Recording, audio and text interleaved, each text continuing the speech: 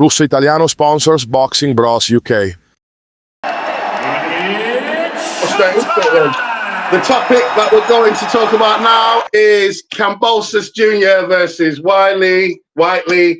It was a last-minute opponent who came in because the original one couldn't make it. Did well. To be honest, the guy's he's just a prospect. He got an opportunity. KAMBOSOS, he was just outclassing him in every department, but he wasn't really. He should have been able to do more, but it just seemed like he was good boxing, like masterclass, but he's boring because he was just winning every round, outboxing him, but not really going for the jugular to fucking knock him out. And it was like watching women's boxing, to be honest. Yeah, it was a decent. I forgot all about this fight as well. I mean, fancy having a world title fight as you kind of. Sky Nicholson having a world title fight as the one before. It's an interesting one, isn't it? But KAMBOSOS is a big name out there, so I understand that. Yeah. He's an interesting one, KAMBOSOS, isn't he? Obviously, in 2021, he beat Teofimo, didn't he, and sort of shocked the world a little bit and lost to Haney twice. Very close decision against the good old Maxie Hughes from our neck of the waters. I like Maxie Hughes. He lost that fight. He lost that fight. I don't care what anyone says. Maxie Hughes got robbed that night. I think I don't really say robbery, but KAMBOSOS just wasn't in that fight ever. Yeah, I think a lot of people probably agree with you on that. Obviously lost to Lomachenko. No, he's been in there against the two Haney defeats. Loma, he's outside of those top level. He's just probably a little bit below that. He's kind of sort of fringe world class. Maybe I'm doing a disservice, but what I noticed, and I haven't watched too many outside of the big fights he's been in, but I noticed his left hand was even lower than usual, and I think he went in there and was like, I'm just going to go for a bit of a shootout and not really worry. He was trying to put on a bit of a boxing masterclass as well, but I think he was willing to have a bit of a shootout as well at times. He looked really sharp in the first few rounds, looked really quick. Good. He looked good. Sure. Yeah, he really did, good. but it was just boring. Because there was no ebbing and flowing. It was just him sticking and moving every round and not really getting caught and just landing at will, really. Sweet counter. It was good to watch, but just, if it's a world title and he's schooling someone and it's a world title fight, but when it's a prospect in last minute, it's like it's not really a great achievement, but at least he looks good for future fights. Well, he had a go though, didn't he? I thought he had a right go, and I actually thought he'd done himself credit. Yeah. Obviously, he's got a contract now, and he's only young, so he can come again. Experience. Yeah. So it looks like, Chris. Oh, sorry. What was you going to say? You was going to say something. Post-fight interview. Yeah, let's have a look at this. I know what he's going to say, but post-fight interview here. Let's see. Lovely. Done so much for Australian boxing. Sometimes people forget. No one's done. Go on, Eddie. 40,000 boxing. Haney, Lomachenko. When he won the Undisputed Championship, he gambled it all against the very, very best.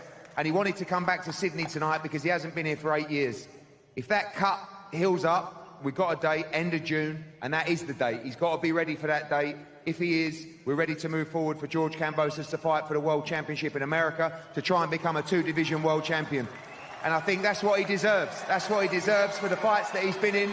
I think Richardson Hitchens is a fantastic fighter. I think he's one of the best in the world, if not the best 140. He's ready to put it on the line. That build-up will be spicy.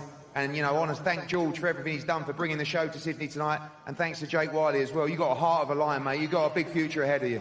Jake, final one to you. I have to say, did Eddie Hearn give you your money back for the tickets you'd originally bought to be here tonight as a fan? I'll tell you something Eddie can give me. Where's my contract? One thing I promise to you, you will have a contract Monday morning from Matchroom Boxing. Well done. There you go. Unbelievable. Lovely.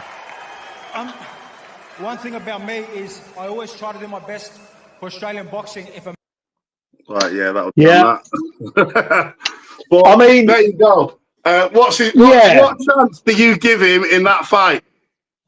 Yeah, I mean, Hitchens is a real talent. I mean, when I was looking at the rankings, because when we kind of we're going to do this video as well, I was kind of doing a bit of research, and it's fallen out of the rankings in a lot of the other governing bodies, and he seems to be obviously was. Yeah, well, yeah. So he's clearly targeting that IBF route. He's still only 31. Has he got not got the best KO ratio? He's ferocious in terms of his warfare and output, as opposed to a ferocious puncher. I think that's where he gets his moniker from. He is a bit of a warrior. Look, he's of course there's a chance because his volume's good, his output's good. He's going to come in shape. He's going to give it absolutely everything. Hitchens is a very, very good fighter. I fancied Hitchens to get the nod, Chris, but what do you think? Do you think he's still only 31? He's not old.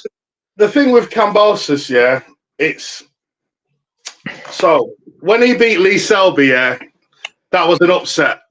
Like Lee Selby stepped up to 135 and was trying to make a comeback after he lost to the Irish fella, whatever he's called. I can't remember his name. But then he just didn't, and he looked really good then. And then he had who did he fight after that? After he beat Lee Selby, I can't remember. I can't remember, but he wrapped up a few good wins. Then he beat what's he called? Teofimo Lopez. Teofimo 2021, world title. So this guy beat Lee Selby, ex-world champion, good fighter, and then Teofimo Lopez. This is on the back of Teofimo Lopez just beat fucking Lomachenko, and obviously it shockers, wasn't they? Shockers. It was an absolute shock. And later on, Teofimo said he had COVID and all that. But the thing is, like Hitchens is he's a very good boxer, very, very skillful. And I think Kambosos struggles with that because when he beat Teofimo Lopez had the strategy of let's just knock him out and was coming forward against the guy who's got quicker hands than you. So you're fighting in the pocket with a guy with faster hands. You're not trying to time with him, setting traps. You're just trying to fight with a guy who's slugging out of you and stepping around. It's like when Eddie fought Ruiz, trying to fight with a guy who got faster hands on the inside. You're always going to lose. So that's what was going on there. But when he fights boxers like Devin Haney, he can't handle it. I think them two Devin Haney fights ruined Kambosos' like confidence because he just got absolutely schooled for 24 rounds where he just couldn't do anything. He's got outboxed, outskilled on every single department. And since then, after them two fights, all his performances have been wars and struggles against people that someone of his caliber who's beating Teofimo Lopez could have walked through. I think that was his ceiling. That's the best and then thing Loma, to do. He fought Loma, didn't he, before WYLLIE? That was his last one before. So obviously every time, Haney times two low. Every time, I mean, Teofimo Lopez, I agree, he come with a really weird strategy against Kambosos. Sort of fought Kambosos' fight. Not take nothing away from Kambosos at all. I think he's a very, very good two-time, two weight. He's fought in the weight division below in this weight. It was what it was. It was a decent fight. It was fairly entertaining. He's got that. He's going to have that in June if he's cut, as Eddie Hearn says, if he's cut. And let's see if he's got anything left. I hope we see the Kambosos of old, the guy that was beating Teofimo, full of confidence, beating Lee Selby, that guy. Yeah, but it's like he's 31. But some fighters do peak early, and that's it. And then it's just one of them things. But all the best to him. And that's it from us. Boxing Bros. Like and subscribe. Leave a comment, all that Please, jazz. please. Right, let's end that one.